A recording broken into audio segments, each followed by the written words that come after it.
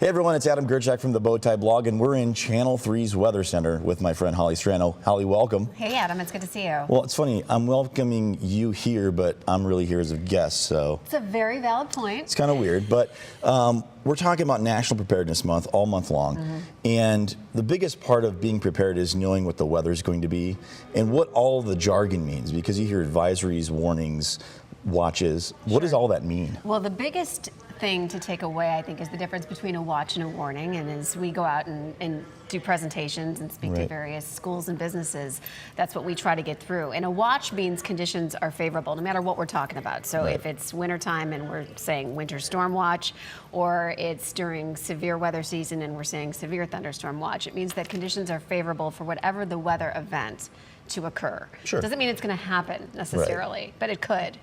A warning, on the other hand, is much more serious and means that whatever it is we are saying is indeed happening. Wow. So somewhere within that county. And it's gotten to the point that it's so specific, the National Weather Service, when they do issue warnings, can nail it down to a specific portion of a county. So it's not just leaving you kind of up in the air.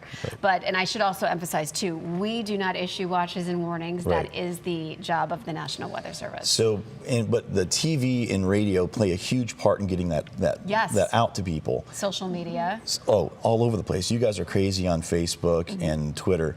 So how do people sign up? Do you guys issue your own like kind of weather alerts? Well, we have a Channel 3 weather app, so I would highly recommend that if you don't already have it. For sure.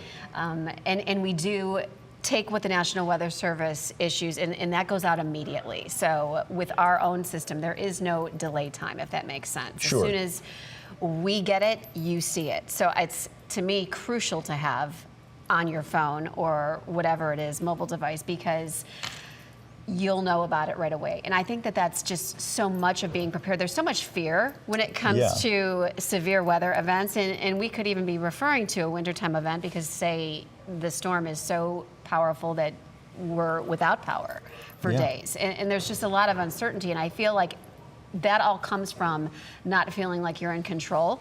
Right. So I always stress to people that you have control if you have a plan, and you can get all of that information. And you probably know all about this in what you do. It's well, with being prepared and everything, it's the hardest thing to do is get people to pay attention. Yeah. And it takes like Hurricane Harvey, Hurricane Irma, and even all this stuff happening in the Atlantic right now for people to go, crap, what am I going to do if this happens to me? And sometimes you feel like it sounds silly to have a plan or to go over something in your own home. But it's the farthest thing from silly. And as parents, I mean, I know, like with my little ones, they take comfort in routine. And when they know what to do when something is happening, it gives them comfort and takes away the fear. Right. So I think that that's really important, is to have a plan, to be prepared. Right. And you're going to feel much more in control that way. Right. Like my wife, she's crazy when she gets prepared to go anywhere because she's got the diaper bag and she does, she's all these things. Right. Well, take that into your everyday life and be prepared for everything, and have your diapers your thing. And like we were talking earlier, what's the number one thing in your go bag? My phone. Right? You got to have it. Yeah, it's my lifeline. I mean, and especially because of my work hours, I'm obviously not with my kids 24/7. Right. And so it is indeed my lifeline. Yeah, I mean, everyone carries these things. I've got one in my pocket. Extra batteries. Extra batteries. For the phone. So you got the little charger blocks. We're talking about cars on the blog a lot. You can plug them into your cars. Cars have 110 household plugs now, so you don't even have to worry about where's my car charger. Just take your plug. Right. It's good to go. So it's really cool. So winter weather is around the corner. So tornado season's kind of past, but you could still get one every once in a while. So what is your advice for folks, like going back to school, what is your advice for folks to go, you know what, I didn't think about that when it comes to weather? Like, what's the most often thing people forget about? Wow, it's a really great question. And I would say it's simply to have a plan in place is what people forget about. And then there's the panic that follows. And I think that if anything else, the takeaway hopefully from our conversation is to inspire you to put those plans in place, know what it is that you're going to do so that you can alleviate all of it when the time comes. Because it's, to me, even talking about the hurricane season, we're kind of past the peak, but we still see activity at least through November in most cases for the Atlantic basin.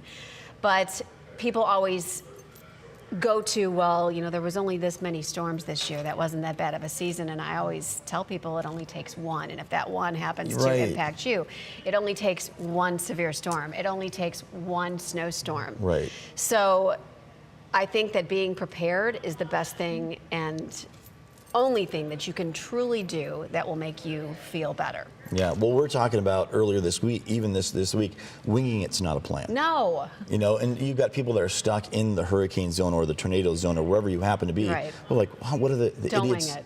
Yeah, what are the idiots doing there? And I'm like, perhaps think about it this way. They try to get their stuff together and they got stuck in traffic and couldn't go anywhere. And you know what? Take it seriously. For sure. The biggest question that I probably get asked at school presentations, children are so afraid of tornadoes. You know, that everybody assumes that that's what kills the most, and it's honestly flooding.